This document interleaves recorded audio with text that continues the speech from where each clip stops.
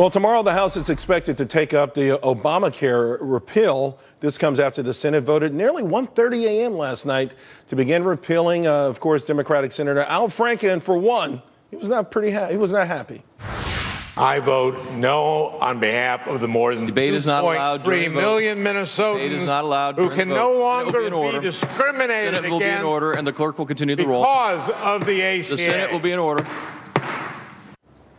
So the bill passed this morning, 51 to 48. Obamacare is, though, not yet repealed. Last night's vote, however, did kick off what's going to be something of a long process of repealing and then, of course, the more important part, replacing.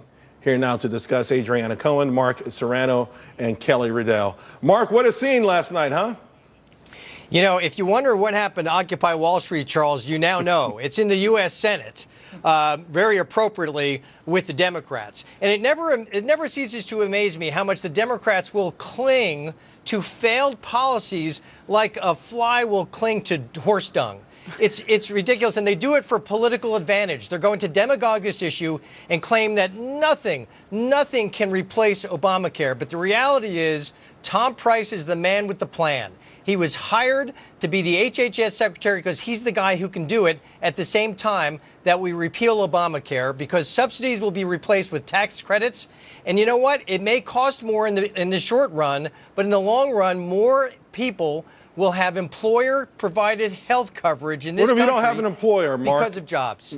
If you don't have an employer now, you're going to get tax credits that enable you to buy the coverage that you need. And if you don't pay taxes, you can use that money towards your premiums. That's what will happen to those folks. Kelly, last night, though, one Republican was not happy with this, of course, Rand Paul. And I guess he's doubtful that this he thinks is more of a Houdini trick to think that within the next couple of weeks they'll repeal it and replace it at the same time or within hours.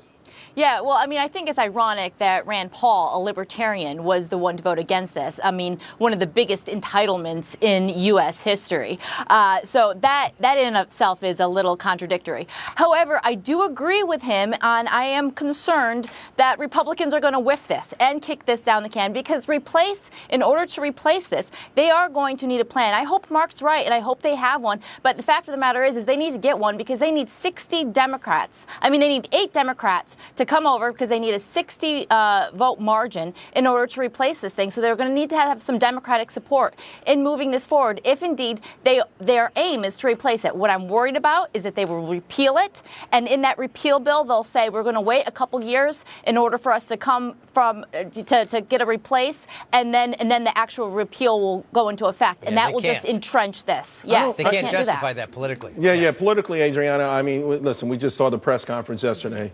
And in fact, Donald Trump was relieved that someone finally presented him with a question that had something to do with policy instead of the fake news battle that was going on there. It was intriguing, but it wasn't about this kind of stuff. How do you see it playing out?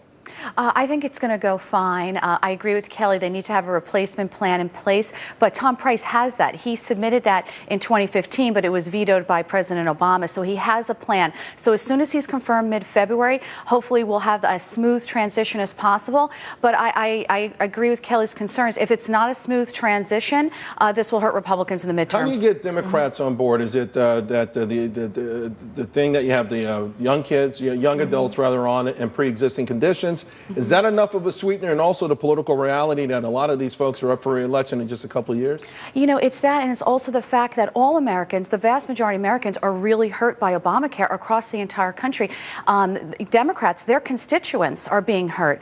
As you know, the prices, the premiums have skyrocketed, deductibles, we have reduced choice, and then not to mention all these healthcare insurers like United Healthcare, Aetna, Humana, they have posted huge losses, and then they've dropped out of so many of the exchanges. So we know that Obamacare is imploding. It's hurting virtually most of Americans. And so this is an unpopular plan with the vast majority of Americans. So I think we will see Democrats get on board, because their own voters have been burned by it. Absolutely. Mark? Yeah.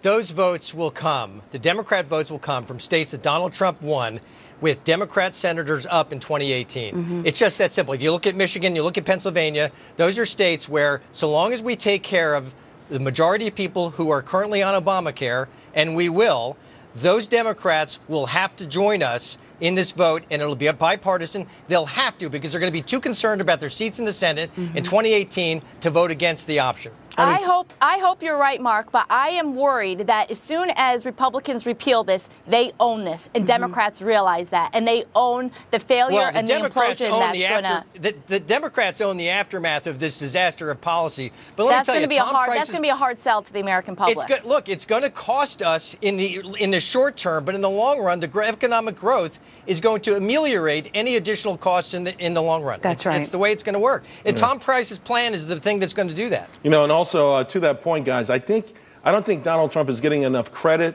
for giving away a political win by letting this thing melt down for another year or two, and instead saying, I want to try to help the American public right now. That is huge. Doesn't happen in Washington, D.C., and I can't remember the last time something this big is important that he was willing to take this. To your point, Kelly, if something goes wrong and it's now the Republicans who broke it and own it, and he's willing to take that risk for the American public. Thank you all very much.